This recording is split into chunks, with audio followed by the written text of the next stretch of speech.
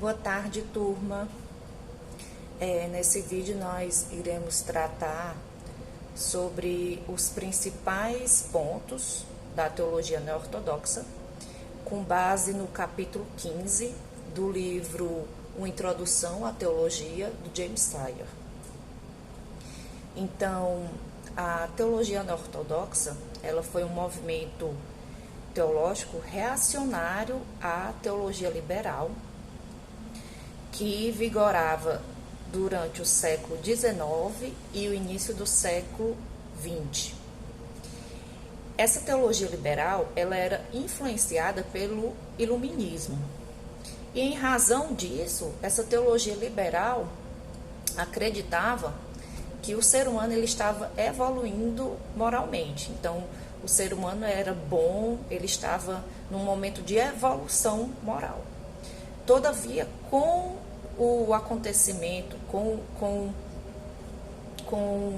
o fato da Primeira Guerra Mundial, em 1917, essa teologia liberal ela entra em crise. E aí é que entra a teologia neo-ortodoxa. Esse movimento teológico reacionário, a neo-ortodoxia, ela recebeu vários nomes. Teologia dialética, teologia de crise, bartianismo e neo-ortodoxia. O seu principal expoente, qual foi o seu principal expoente? Foi o teólogo Karl Barth. A teologia liberal, ela dava ênfase a um Deus imanente, uma imanência radical, que muitas vezes adentrava ao panteísmo. Já a neo-ortodoxia, ela, como era um movimento reacionário, ela acabou resgatando o caráter transcendental de Deus. Então, Deus era o Deus da criação, era o Deus santo, era o Deus soberano, era o totalmente outro. Qual foi a crítica que foi feita a essa transcendência radical de Deus? É que houve um exagero aí, nessa transcendência divina, o que levou Karl Barth a negar a revelação geral. Outra contribuição que a neo-ortodoxia deu foi no sentido de resgatar a Bíblia como sendo uma forma de revelação de Deus ao homem. E com isso resgata a sua função, o seu caráter de autoridade. A Bíblia tendo o seu caráter de autoridade suprema resgatado. Isso porque no século XIX, justamente durante a teologia liberal, durante o iluminismo, as escrituras elas foram extremamente estudadas, todavia elas estavam sendo submetidas ao método histórico crítico e ela não possuía mais nenhum caráter sobrenatural, não tinha mais o viés sobrenatural das escrituras, era um livro meramente humano. A teologia liberal ela estava reduzida somente à filosofia e à antropologia. Qual foi a crítica que é feita ao movimento teológico neo-ortodoxo nesse ponto? Que eles consideravam a Bíblia só o lugar da revelação divina, não a própria revelação. Então, quando eles diziam que quando alguém lê as escrituras, Deus usa o texto para revelar-se ao leitor. Então, eles rejeitaram a doutrina fundamentalista e escolástica da escolástica reformada da inspiração verbal das escrituras e o seu corolário, que era a inspiração, né? Aliás, a inerrância das escrituras. Eles negavam o caráter proposicional das escrituras e se detinha apenas ao seu caráter de revelação pessoal. Então, as escrituras, elas